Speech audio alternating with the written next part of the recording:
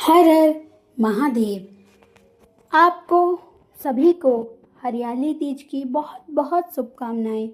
भगवान शिव माता पार्वती का आशीर्वाद और उनकी कृपा आप पर बनी रहे, आपके ऊपर और आपके परिवार के ऊपर सारी खुशियों की वर्षा ऐसे ही होती रहे, आप हमेशा खुश रहें, ऐसी प्रार्थना हम करते हैं। हरियाली तीज का दिन भगवान शिव और माता पार्वती के पुनः मिलन का प्रतीक है।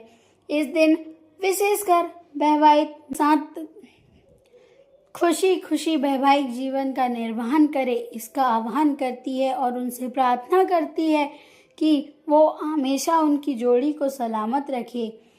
तो आज एक ऐसी ही पौराणिक कथा हम लेके आए हैं। भगवान शिव और माता पार्वती कैलाश पर बैठे हुए थे, प्रमोद से बातें कर रहे थे और तभी बातों बातों में पार्वती जी ने पूछा, हे नाथ, आपसे विवाह करने हेतु मैंने कई व्रत किए, उसमें से एक व्रत प्रभाव में से आप जैसा सिंधु जगत पिता स्वामी के रूप में मुझे प्राप्त हुआ।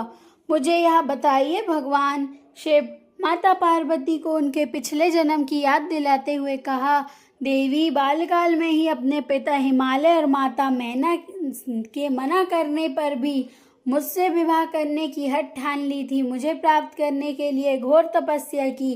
12 वर्षों तक आप एक पैर में खड़ी रही।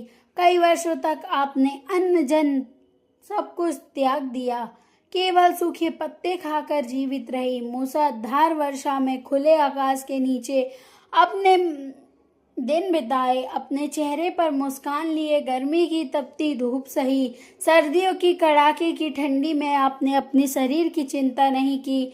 इस प्रकार आपकी कठिन तपस्या से यह देखकर आपके पिता ने विवाह को लेकर चिंतित रहने लगे। तब एक दिन इसी प्रकार आपके पिता चिंता में थे। उसी दिन नारद मुनि वहां आए।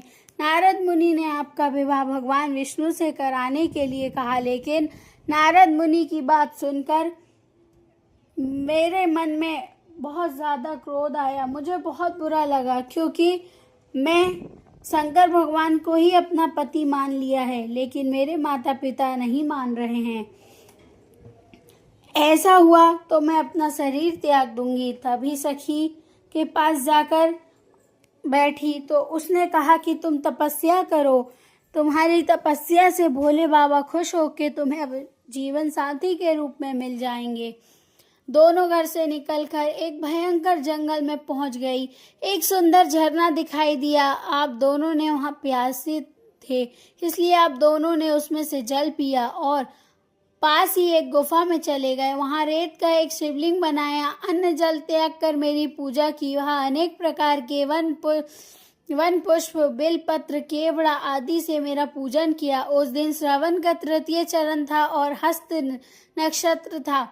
मैं आपके इस व्रत को अत्यंत प्रसन्न हुआ, वर मांगने के लिए कहा। तब आपने मुझसे यही कहा कि देवाधिदेव, अगर आप प्रसन्न हैं तो मेरे पति बने। जब मैंने आपका प्रस्ताव स्वीकार कर लिया, तभी आप अगले दिन नदी में स्नान करके अपनी सखी के साथ बैठकर व्रत का पारायण किया। थकान और जागरण के कारण आपको नींद आ रही थी, इसलिए आपके सखी दोनों एक पेड़ के नीचे सो गए। समय आप अपने घर वापस नहीं गई, इसलिए आपके माता पिता को चिंता होने लगी और वो आपको ढूंढने के लिए उन्होंने सैनिक को भेजा और आप दोनों को सोते हुए देख उन्हें प्रसन्नता हुई। उन्होंने तुम्हें धीरे से जगाया। पिता हिमालय ने पूछा कि पुत्री, तुम्हें घोर वन में क्यों आना पड़ा? घर पर तुम्हारी माता विलाप कर रही है। तब तुमने अपने पिताजी से कहा, पिताजी, मैंने भगवान शिव को अपना पति मान लिया है। अगर आप मेरा विवाह उनसे नहीं करेंगे तो मैं यही प्राण त्याग दूंगी।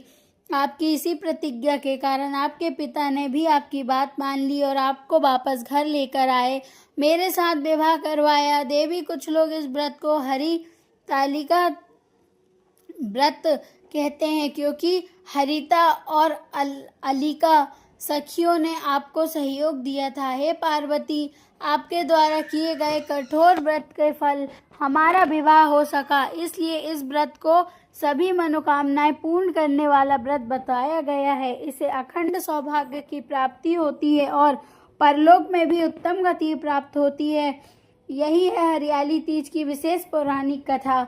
आशा है कि आप सभी भक्तों ने इस कथा को ध्यान पूर्वक श्रवण किया होगा।